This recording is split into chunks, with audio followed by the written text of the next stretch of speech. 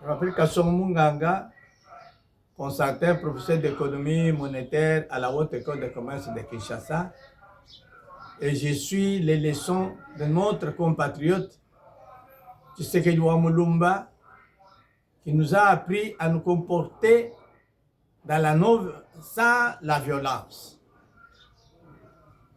Que nous soyons au pouvoir, que nous soyons dans l'opposition, mais c'est la non-violence. Maintenant, quand il était dans l'opposition, c'était la non-violence. Maintenant, au pouvoir, c'est la non-violence.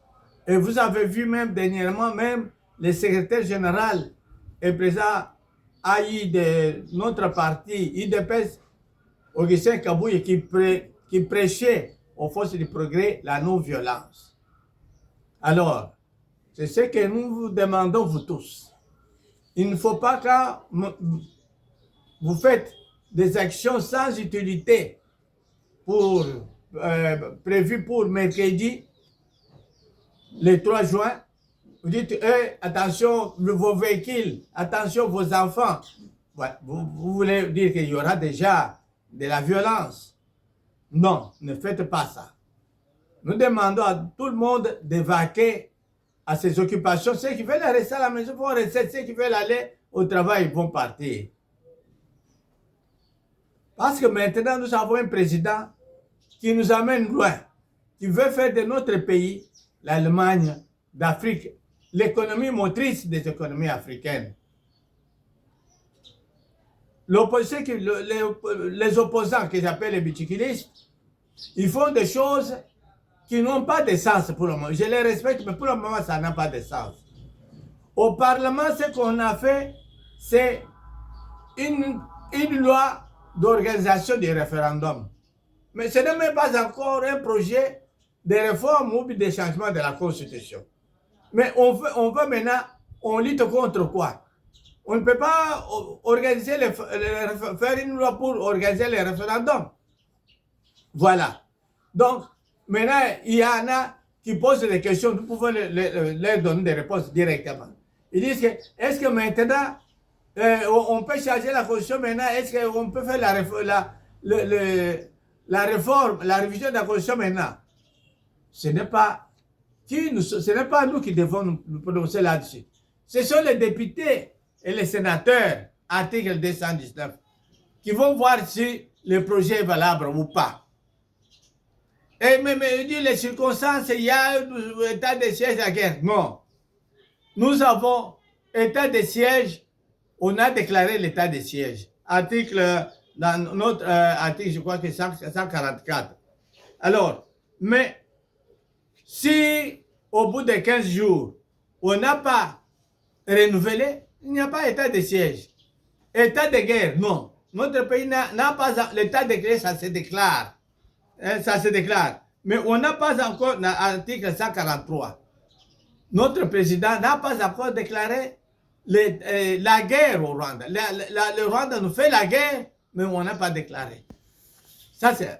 Alors, mais en attendant, pour le moment, pour des lois qu'on fait au Parlement, même ceux qui sont là où le Rwanda, Goma, Bukavu, qui sont occupés par les troupes rwandaises, ils sont représentés au Parlement.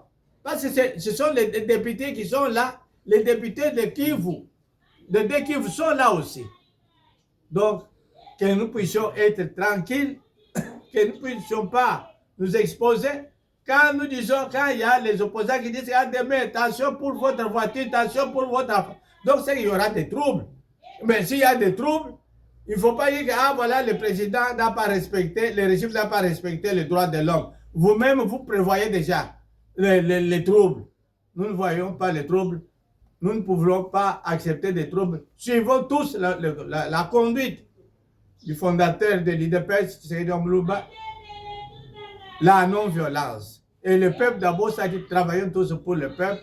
Alors comme ça, nous irons de l'avant. Nous devons féliciter le président ici qui a fait des performances macroéconomiques inégalées, croissance économique de 6 à 7%, et puis le budget qui est parti de 4 milliards à 16 milliards, à 20 milliards, la monnaie qui s'apprécie avec son collaborateur, gouverneur qu'on a vraiment, qui a fait des miracles, la monnaie qui a pris le dessus même sur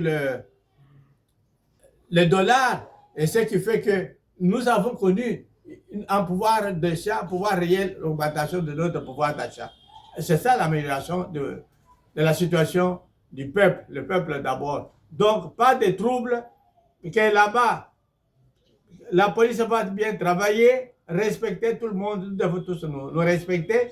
Et puis, nous demandons aussi, même à nos compatriotes qui sont dans l'opposition, que quand je dois songer à Martin Fayoul, il doit se rappeler quand ils étaient même là-bas, à hôtel, collège Boboto, les autres, lui, Martin Fayoul voulait qu'on puisse condamner l'agression rwandaise. Les autres ont refusé. Ils ont dit non. Pourquoi les autres ont refusé? C'est parce que les Kabila et les Kagame, ce sont eux qui financent l'opposition là-bas. Donc, c'est pour qu'ils puissent voir que ceux qui luttent là, ils ne luttent pas pour le peuple, pour notre pays, ils luttent pour l'étranger. Alors, aimons-nous les uns les autres, soyons tous calmes, c'est ce que je peux vous conseiller. J'ai dit et je vous remercie. Merci.